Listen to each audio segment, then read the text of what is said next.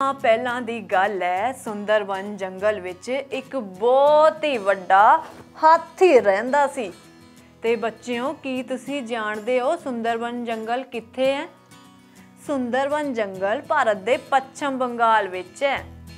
याद रखना बच्चों हाथी नू अपने बड़े जे शरीर ते अपनी ताकत ते बहुत घमंड सी। हाथी जदों भी जंगल च घूमन निकलदा तां रस्ते च मिलण वाले हर जानवर नू परेशान करदा ते डरा के भजा देंदा।